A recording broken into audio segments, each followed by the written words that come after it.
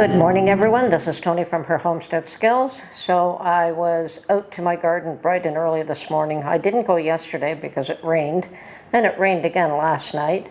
But I thought if I don't get out there, I'm going to have spoiled cucumbers that I won't be able to use. With all this rain, they are just prolific. So I did get out very quickly. Picked a basket full, and I'm processing them again today. And there were a few large ones that were beyond picking, so I'm leaving them there for seed. Okay, well, I just took a quick trip out to my garden to pick up all the cucumbers that were ready for processing, and that is not a small basket, by the way. That's my large basket. And I'm not going to go through the process, but this is my job for the day. If you want to know how I make this bread and butter pickles, I've already got a video showing the recipe for that. So I'm just going to go through the process right now.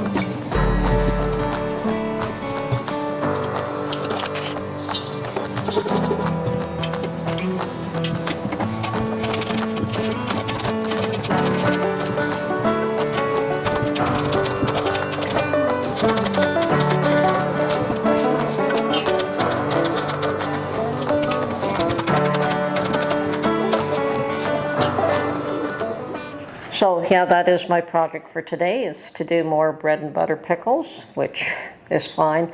I just cannot stand the thought of letting produce go to waste. So my thought last year of trying to fill up every jar is being helped along by all this rain that we're having and all the cucumbers that I'm getting.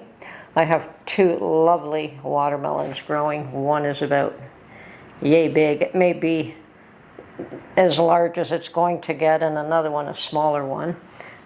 So far I only see two. That doesn't mean there may be more hidden under the leaves, but they certainly do take up a lot of ground space, and fortunately they are sitting on a ground cover cloth and not on dirt. So they should be hopefully lovely. We'll see. First time I've grown them. Apparently you can grow melons in Ontario. I did research that. And cantaloupe, but I'm not a fan of cantaloupe. Mark likes them, and although Mark likes it, he can only eat so much cantaloupe. So yeah, my day is going to be mostly focused on getting some more bread and butter pickles canned up. I've got them salted at this point, and I've got my brine mixed up, and I'm just waiting for the salt to do its job and remove a lot of liquids. And the fact that we had a lot of rain, they're going to be even more filled with water than usual. And that is the issue with tomatoes. Normally I like to pick tomatoes somewhere around this time before the rains come, because they do fill up with a lot of water when the rains come. And usually that is later in the season, at the tail end of the season. You get a lot of rain. Tomatoes are more watery. They're a lot cheaper if you're buying them. The first batch is always the best because they're not so filled with water. That won't be the case this year. So I don't even know if we're going to have much of a tomato harvest. So I'm pretty glad that I still have a good amount from last year, and I'm hoping at least to get some this year. We'll see what happens. I'm sure there'll be some. I expect they'll be much more expensive than they should be. Anyway, I guess the big threat these days, China. They seem to be having their own issues though, so perhaps it's time they focus on their own problems as well. I know that there is this symbiotic economical relationship between North America and China, and I think both firms are trying to decouple in some ways. I was just reading that China is also having issues with their grain harvest. It's much lower than it has been. And they are also a very big rice producer, and there is, because of the typhoon that they just had, there's concern that the panic buying that they claim is already hit North America will transfer to China as well. And there's a number of countries that have stopped exporting their grains. We have definitely, Ukraine can no longer export their wheat. India is no longer exporting their white rice. And I believe they're saying that Saudi Arabia has also joined in a ban exporting certain grains. I did read that China wants to increase their production of soybeans to be more self-sufficient in the food area. Well, whoopee-doo, are we all getting smarter? Yeah, food self-sufficiency is quite important, and when countries start to recognize that, instead of penalizing their farmers, they should help them. And that's the first step to having a brain. Anyway, hopefully some of those things will turn around in some of these other countries as well. So, yeah, China's also being threatening along with Russia along the borders of Alaska. I think that they're more of a threat in their cyber attacks, and I think that there's a lot more of that going on. More and more people are becoming, countries are less willing to expend their human resources in warfare, unless you're talking about Russia. They don't seem to care one little iota. But I think those days are very much coming to an end. I don't believe that the Russian population is going to be all that happy when they recognize that their boys are not coming home. Yeah, I think rather than wars between countries so much, I think I'm seeing more of an issue where populations are going to war against their own governments, and more popular uprisings. And certainly it did start, well, I shouldn't say it started in Canada, but we had ours where there was the decision that we're all fed up with the COVID restrictions, and so many people rose up and fought against that. They didn't succeed, but they certainly made a mark, and it's the beginning. Even good old Canada, quiet little Canada, who always goes along with the flow. I think that the next crisis will be a food one, a food issue.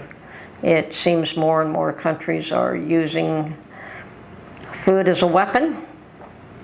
So, is it World War III going to be cyber war and food wars to maintain food? Well, it might smarten up people to support their farmers. Let's hope so. Although I did hear one of the strangest things for Quebec, which is a province in Canada, that they're looking to pay their pork producers to not produce. Apparently there is a glut of pork, and they want the prices to stabilize, and to do that they're actually looking at paying pork producers to not produce. And in this day and age, that seems to be one of the most counterintuitive things you could be doing. Okay, so we're supposed to have severe weather again today. So yes, I'm lucky that I made it out to my garden, a quick half hour, quick pulling cucumbers, and got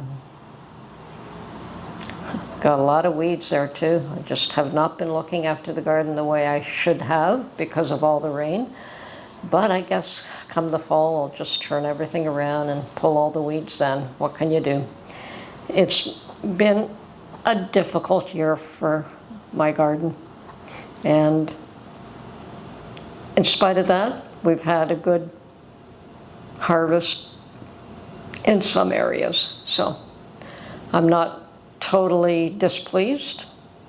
And now that I've pulled my garlic, it seems the beans that I planted are trying to grow. So who knows, maybe I might get some beans as well this year. It would be nice.